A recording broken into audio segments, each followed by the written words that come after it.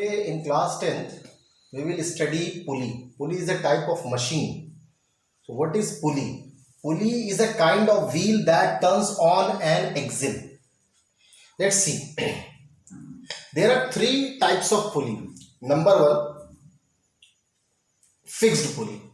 What do you mean by the fixed pulley? If the axis of rotation of a pulley is not movable, means the pulley is not moving up and down with the load, then the pulley is known as fixed pulley.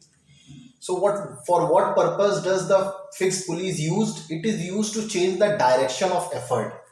It is neither as a force multiplier nor a speed multiplier. So fixed pulley does not travel with the load. It is fixed at a point, but it can rotate. And it is used to change the direction of applied force or effort.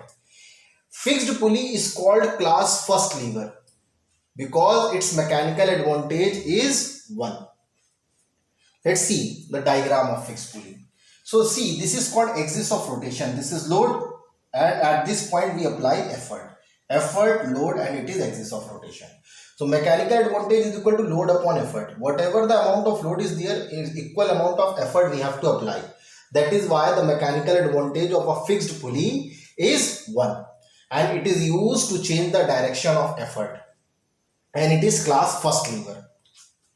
Second is movable pulley. So what is movable pulley? If the pulley can move up and down with the load, then it is called movable pulley. Movable pulley moves along the rope together with the load. It is used to multiply the applied force, means it is used as a force multiply, and its mechanical advantage is either 2 or more than 2. So it is class second lever. It is class second lever and it is used as a force multiplier.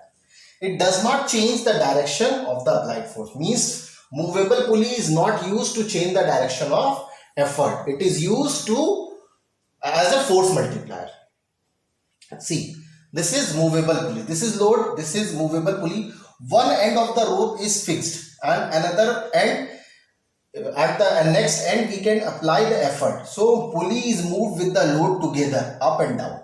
So this is effort and this is load. So the load is balanced by the same amount of tension applied here. That is why the load is equal to 2T and effort is equal to T. That is why the mechanical advantage for single movable pulley is 2.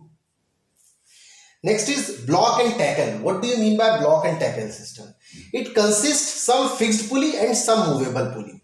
See, a block and tackle system is a combination of fixed and movable pulley. Means some part of the pulleys are fixed and some part of the pulleys are movable. Let's see.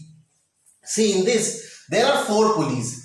These 2 pulleys are fixed where these 2 pulleys are movable. So the load is equal to 1, 2, 3 and 4 tension. Sorry, 1, 2 and 3 and 1 tension will be here. So 4 tension and effort is equal to 1 tension. So the mechanical advantage of the block and tackle system would be equal to the number of pulleys. If there are 4 pulleys, then the mechanical advantage of the block and tackle system will be 4. Velocity ratio will be 4. If the number of pulleys in block and tackle system are 3, then it will be mechanical advantage will be 3. Let's see another. Suppose that there are 3 pulleys. So see, you have to learn the diagram. So in 3 pulleys, see, this is effort, this is load. So the mechanical advantage of this system will be equal to 3 because the number of pulleys are 3. Suppose that in this there are 5 pulleys. So load is equal to 1, 2, 3 and 4 and 5. 5 tension. So L is equal to 5T and effort is equal to 1T.